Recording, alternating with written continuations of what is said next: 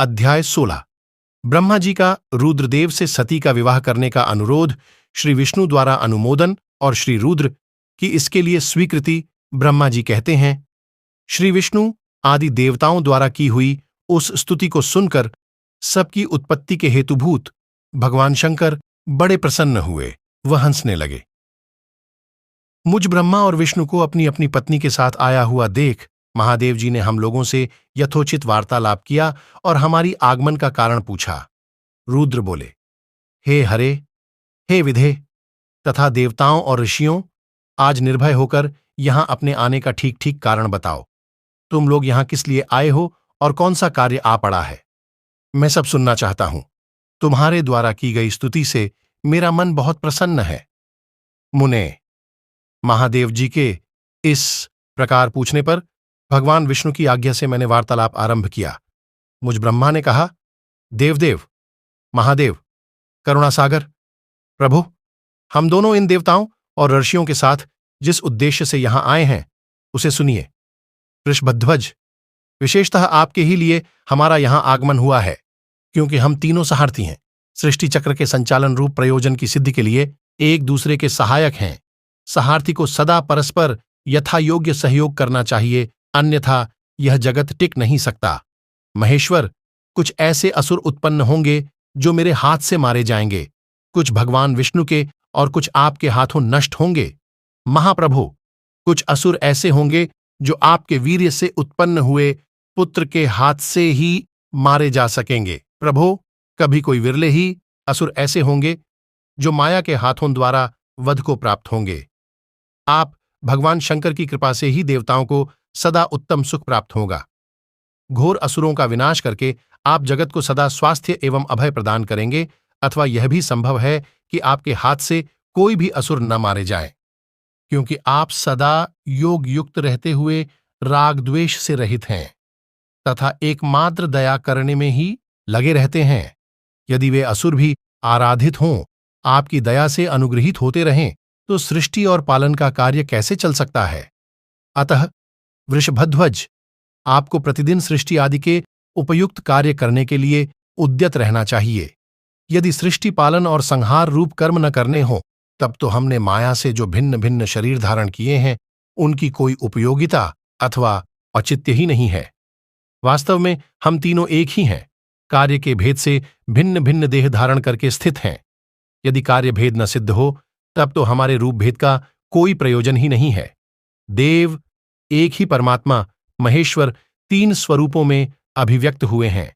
इस रूप भेद में उनकी अपनी माया ही कारण है। वास्तव में प्रभु स्वतंत्र हैं। वे लीला के उद्देश्य से ही ये सृष्टि आदि कार्य करते हैं। भगवान श्री हरि उनके बाएं अंग से प्रकट हुए हैं, मैं ब्रह्मा उनके दाएं अंग से प्रकट हुआ हूं, और आप रुद्रदेव उन सदाशिव के हृदय से आविर्भूत हुए हैं।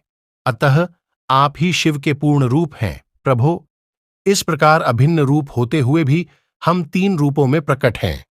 सनातन देव, हम तीनों उन्हीं भगवान सदाशिव और शिवा के पुत्र हैं। इस यथार्थ तत्व का आप हृदय से अनुभव कीजिए।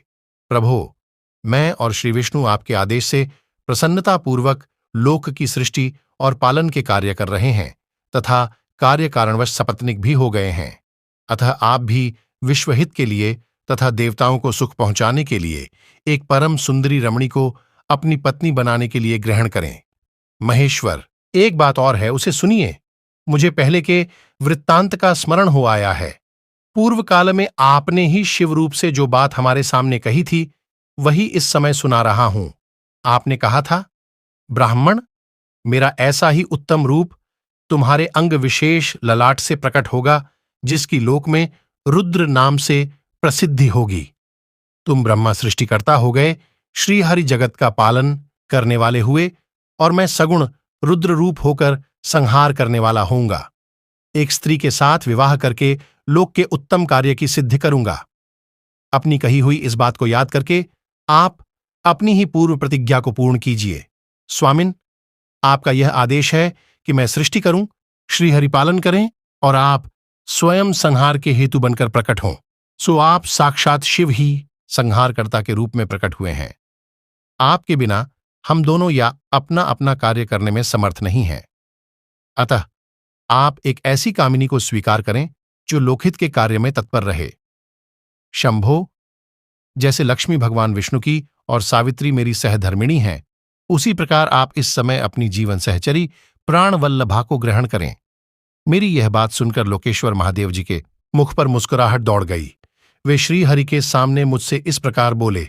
ईश्वर ने कहा, ब्राह्मण, हरे, तुम दोनों मुझे सदा ही अत्यंत प्रिय हो। तुम दोनों को देखकर मुझे बड़ा आनंद मिलता है। तुम लोग समस्त देवताओं में श्रेष्ठ तथा त्रिलोकी के स्वामी हो।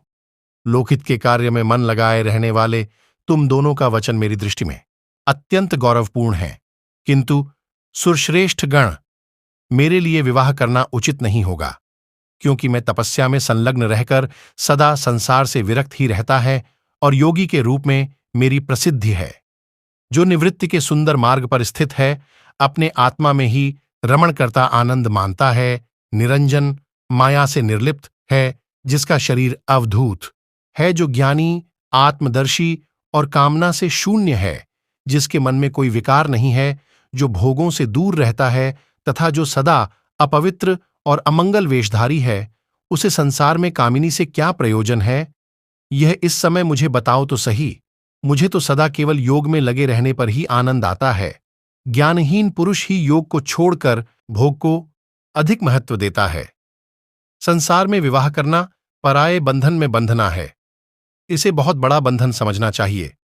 इसलिए मैं सत्य सत्य कहता हूं, विवाह के लिए मेरे मन में थोड़ी सी भी अभिरुचि नहीं है। आत्मा ही अपना उत्तम अर्थ या स्वार्थ है। उसका भलीभांति चिंतन करने के कारण मेरी लौकिक स्वार्थ में प्रवृत्ति नहीं होती। तथापि जगतु के हित के लिए तुमने जो कुछ कहा है, उसे करूंगा।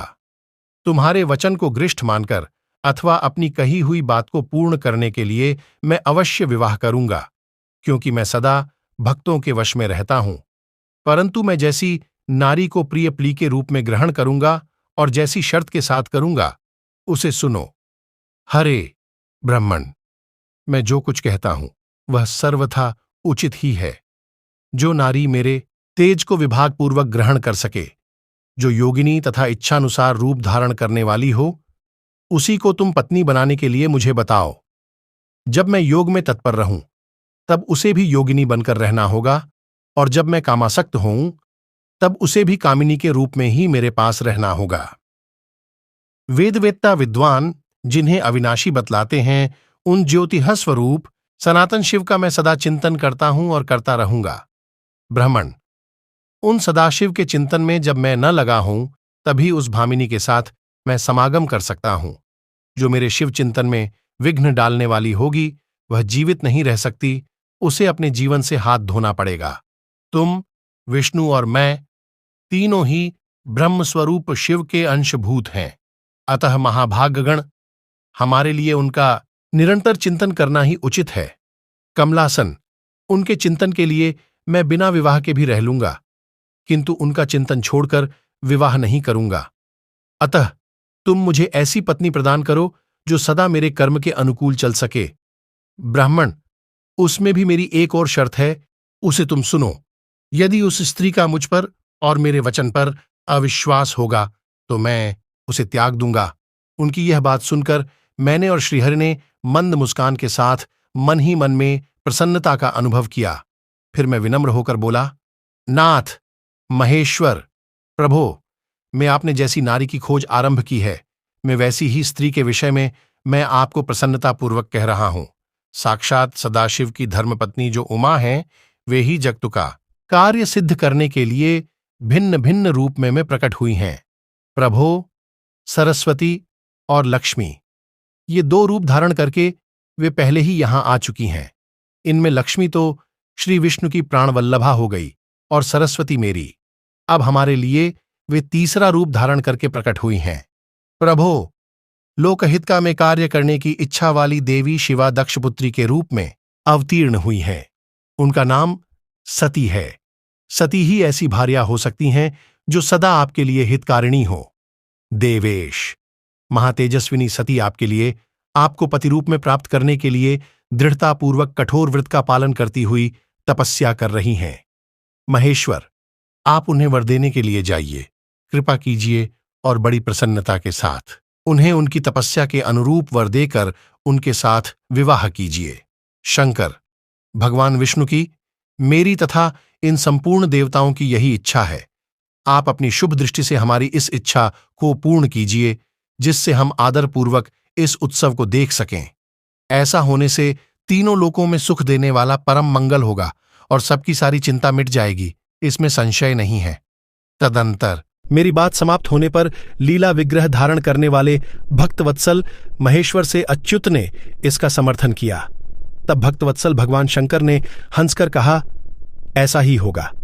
उनके ऐसा कहने पर हम दोनों उनसे आज्ञा ले अपनी पत्नी और देवताओं व मुनियों के साथ अत्यंत प्रसन्न हो अपने अभिष्ट स्थान को चले गए।